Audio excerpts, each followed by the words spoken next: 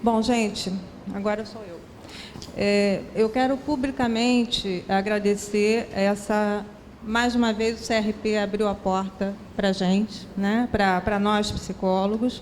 É muito importante para a gente que está nesse trabalho ter essa possibilidade de acesso e de diálogo com o federal e com o regional. Né? É uma área que a gente não consegue trabalhar sozinho, a gente tem que unir todos os esforços. Bom, é Felipe que está aí? Você pode colocar a minha apresentação? Felipe está aqui. Bom, eu, como falei de manhã, nesse momento eu faço parte da Comissão Nacional do Conselho Federal, mas a minha fala aqui vai estar com várias etapas dessa trajetória. Né? A Eliana falou um pouco da formação da comissão e do... Está aqui.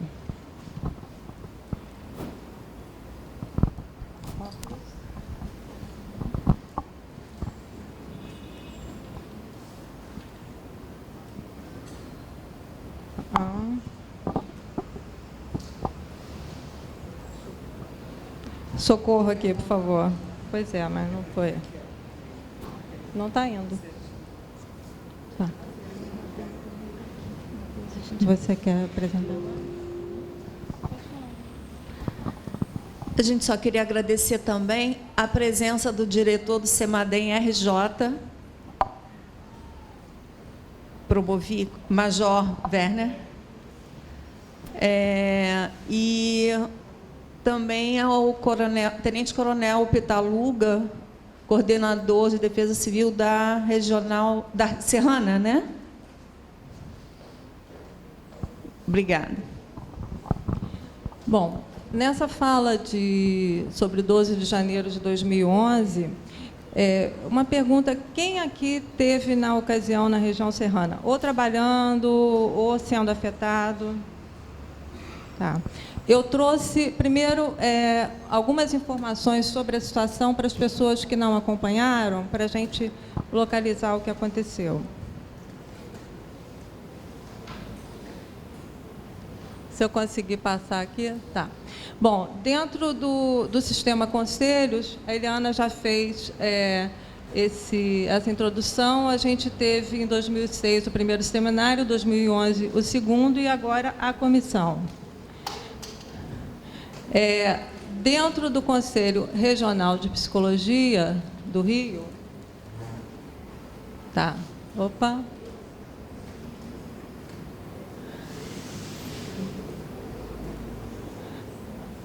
Tá. Na época, em 2008, a gente teve a construção de um trabalho, levou essa discussão de desastres para dentro do Conselho, e a gente começou com um trabalho formando a rede de cuidados, onde a gente fez seminários e oficinas em 2008 e 2010, e a partir de 2011, metade de 2011, a gente é uma ONG seguindo essa trajetória. Então, essa discussão toda possibilitou que a gente trouxesse algumas contribuições sobre esse caminho. E vai ser uma festa eu me entender com isso aqui, né? Primeiro, uma informação que tem na primeira Conferência Nacional de Mudanças Climáticas, para a gente ter uma ideia da abrangência dessa situação de desastres. Né? Na década de 2000, a gente teve um aumento de 268% de desastres no Brasil, comparando com os anos anteriores. É uma coisa muito grande. Né? E, infelizmente, a gente está vendo que a tendência é aumentar. Um outro ponto que é importante a gente trazer para a discussão dentro do sistema Conselhos é a questão da desnaturalização dos desastres. Atualmente, não dá mais para a gente considerar desastres como uma coisa natural. Né? Tem vários fatores que envolvem, e é preciso a gente lembrar que dentro dessa crise aguda, que é um desastre, a gente tem toda uma crise crônica que vem acontecendo ao longo, né, do nosso dia a dia. É importante também a gente falar dos tipos de desastres que a gente tem. Hoje a gente está trazendo muito aqui a discussão dessa questão da região serrana, né? Mas é importante a gente lembrar que tem outros tipos de desastres. A gente está aí na porta dessa epidemia, né, da Zika, que é uma situação muito séria, né? A gente tem, Eliana lembrou da questão da Boate Kiss, né? Mas acho que é uma discussão para a gente ter também nessa comissão o que a psicologia considera desastres. Assim, minha fala hoje, eu estou falando enquanto psicóloga, né? Dentro desse caminho aí. Então, tem coisas que eu vou pontuar que não tem a ver, talvez o sistema conselhos não concorde, mas assim, são reflexões para a gente, enquanto profissional, e ver o que a gente faz com isso, né? Então, o tipo de desastre que a gente vai considerar dentro da psicologia, acho que é um ponto para a gente discutir também, o que engloba, o que não engloba. Eu vou trazer alguns dados que provavelmente a gente sabe que eles não refletem, a gente nunca vai saber ao certo o número de afetados, desaparecidos e mortos da região serrana. Mas o que a gente tem em algumas... eu trago aqui dados do Anuário Brasileiro de Desastres Naturais de 2011, para a região serrana. Isso aqui são dados só da região serrana: 912 mortos, 45 mil desabrigados e desalojados. O número de desaparecidos nessa edição do anuário não consta, mas o Ministério Público colocou, na época, 653 desaparecidos, sendo que 165 ainda estavam em aberto, ainda não tinham sido localizados. Aqui são informações também do anuário, importantes para a gente ver como a região sudeste foi e é afetada, com uma incidência muito grande na questão dos desastres, inclusive no número de óbitos.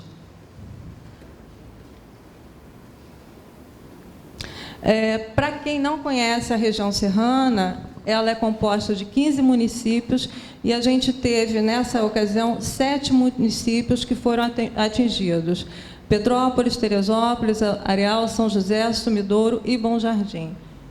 Esqueci algum? São José do Vale do Rio Preto.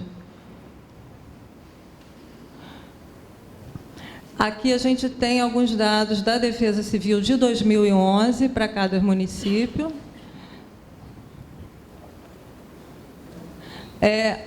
Para quem não acompanhou, algumas imagens, né? Esse desastre, ele afetou, não afetou só a classe social mais pobre, né? Foi um desastre que afetou classes média, classe alta, não fez distinção, né? Friburgo, São José do Vale do Rio Preto, Teresópolis, Bom Jardim. Eu trouxe esses slides de Bom Jardim porque a gente vai falar, por exemplo, aqui foi o prédio da Secretaria de Saúde atingido, a viatura da Secretaria de Saúde, tem um prédio da Guarda Municipal também, em Sumidouro, as imagens do Vale do Cuiabá.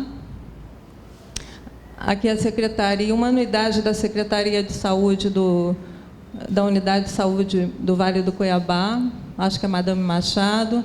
Bom, alguns pontos, algumas reflexões sobre a gente enquanto equipe, né?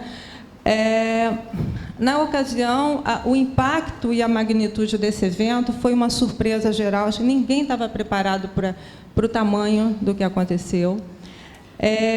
Normalmente, a rede pública não consegue dar conta do dia a dia, né, de todas as atribuições. Eu só estou vendo gente fazendo assim, né?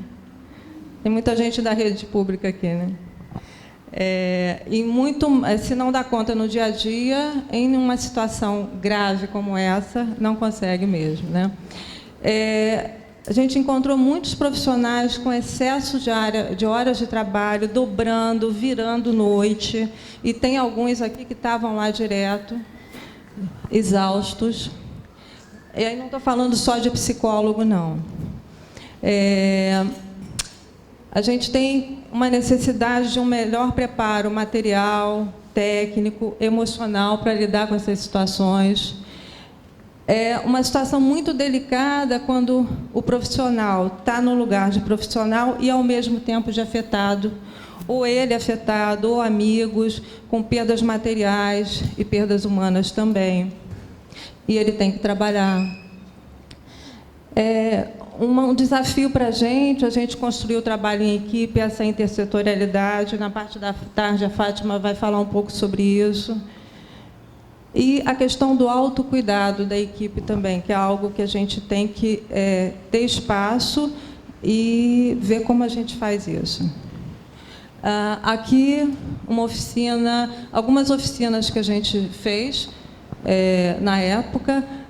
Aqui, eu não sei se vocês lembram, quem participou aqui, em Friburgo, a gente teve perda de, eu não sei se 1 ou 2 bombeiros, o coronel talvez possa lembrar. Bom, são algumas pessoas, 3 bombeiros, e houve acho que foi quando estava completando 1 ou 2 meses do ocorrido, que fizeram uma cerimônia na praça em Friburgo. Aqui outras oficinas também. Bom, um ponto que eu queria trazer para a gente poder trabalhar, discutir ou lembrar sobre isso para outros momentos, que a gente, assim, 2011 foi um marco para todos nós, né? A gente teve mudanças, não foi só para a Defesa Civil, mas para os psicólogos, para todos as pessoas envolvidas, né? A gente teve uma mudança grande nos planejamentos, na organização, mas, assim, a questão dos abrigos tem todo um cuidado, foi feita uma revisão na estruturação desses abrigos, mas a gente tem ainda, falta um planejamento e uma gestão mais humanizada, com cuidados maiores para a questão psicológica e social. A gente precisa ter um espaço para cuidar e desenvolver esse tema, né? Normalmente, os abrigos eles não facilitam a construção de uma comunidade temporária, né? Que as pessoas possam, enquanto estão ali, trabalhar suas relações, trabalhar esses núcleos familiares diante de tanta dor, de tanta perda. O atual sistema de funcionamento não favorece esse tipo de preparo da comunidade. Aí chegamos na psicologia, né? É um tema que está crescente dentro da psicologia, é uma área de conhecimento que a gente ainda está construindo, e é muito importante que a gente faça essa construção, não só do gabinete, é importante que a gente tenha uma ponte, né, do saber científico, acadêmico, com o saber do campo.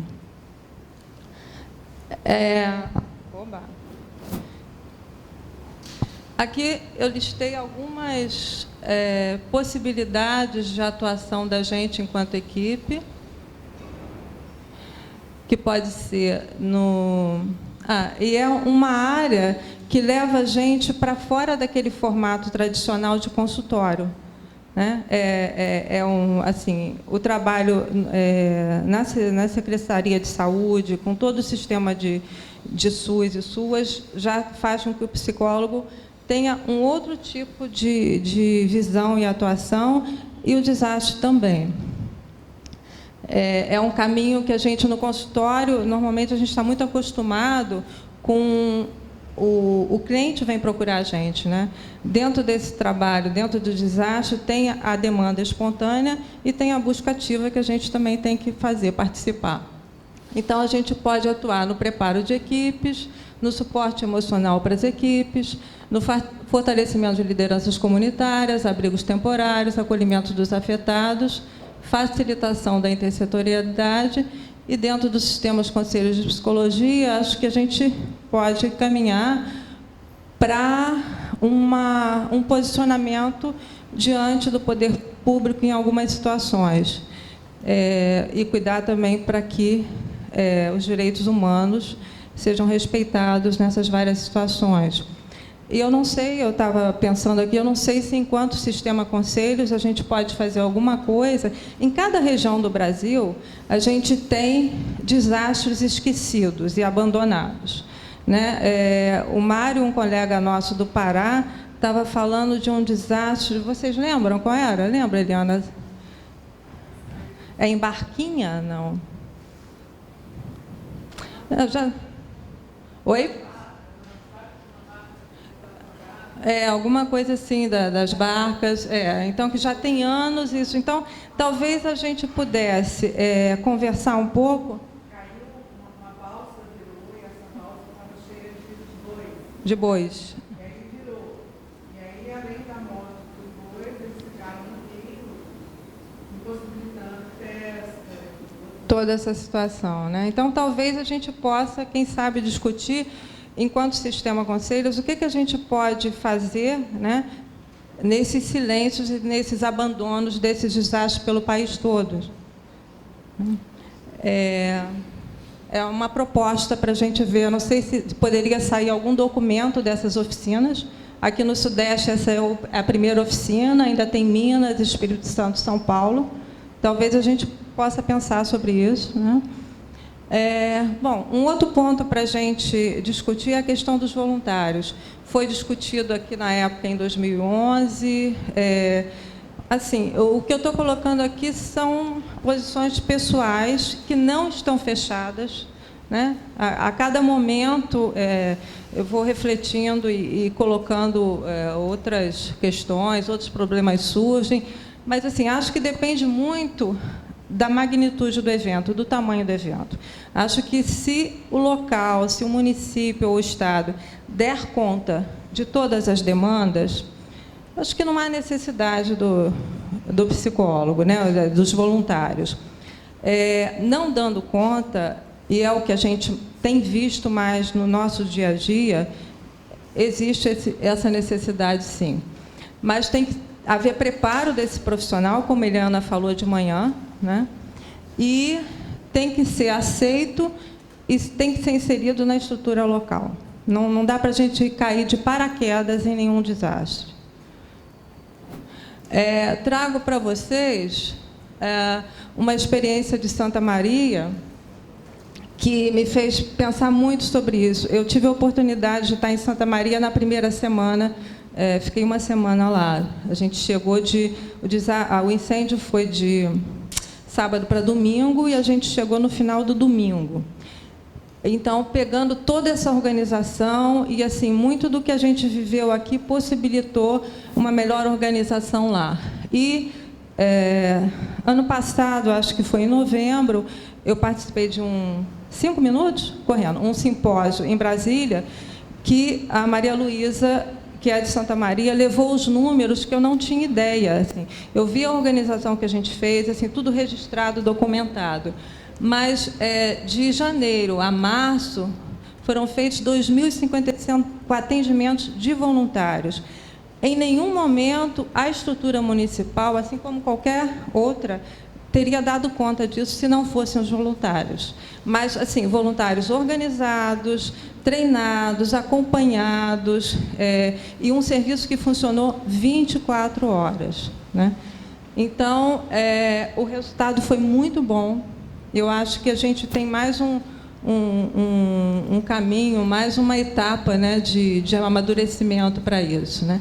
E uma coisa muito legal que eles fizeram, que nós não fizemos aqui na região serrana, um termo de compromisso assinado pelas 3 esferas, garantindo o tratamento dessas pessoas afetadas. Né? E o serviço funciona até hoje. Né?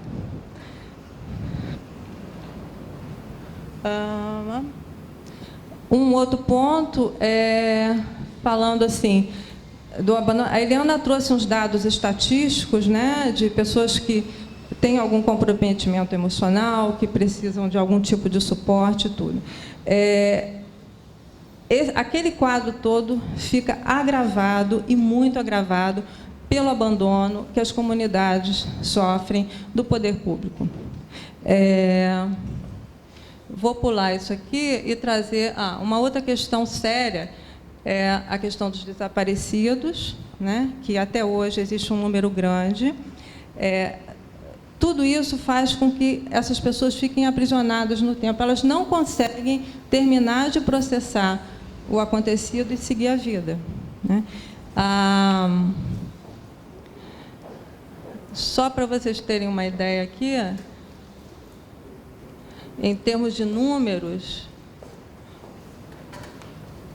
bom, em termos de números, Petrópolis não teve nenhuma casa entregue ainda pelo poder público, Teresópolis também não. Friburgo foi o único município que teve algumas casas, não sei se 1.000 e pouco ou 2.000 e poucos, mas, assim, fora isso, todos os outros municípios ainda estão, as pessoas estão sem moradia, ou com aluguel social, ou com parentes. Quanto tempo? Terminando. Bom,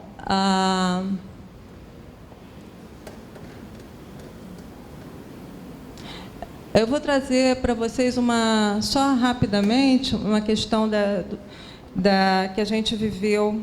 Porque, às vezes, é muito difícil conciliar o tempo de todos, né?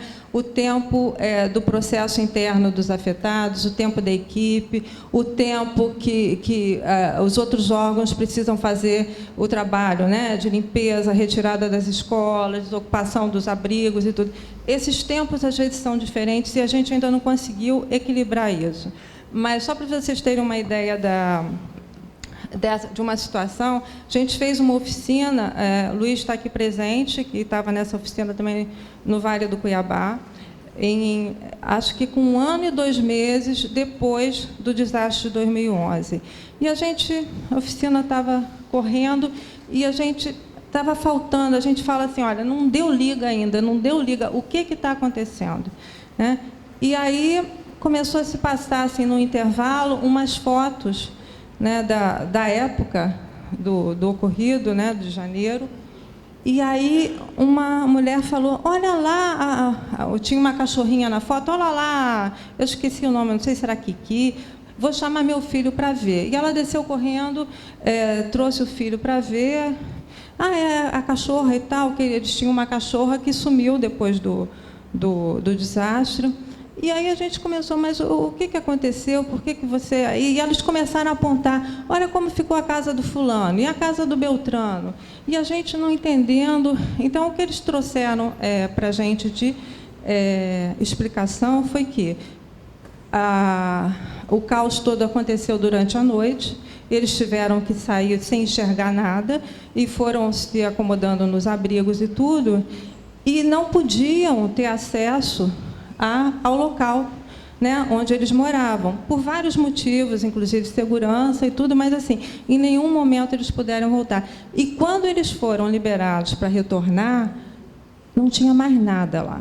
Eles passaram a máquina, limparam tudo, então eles não tinham, eles ficaram com um hiato aí, não tinham ideia do que tinha acontecido, né? Só tinha à noite os gritos e o caos até chegarem ao abrigo, e não conseguiram processar o que aconteceu.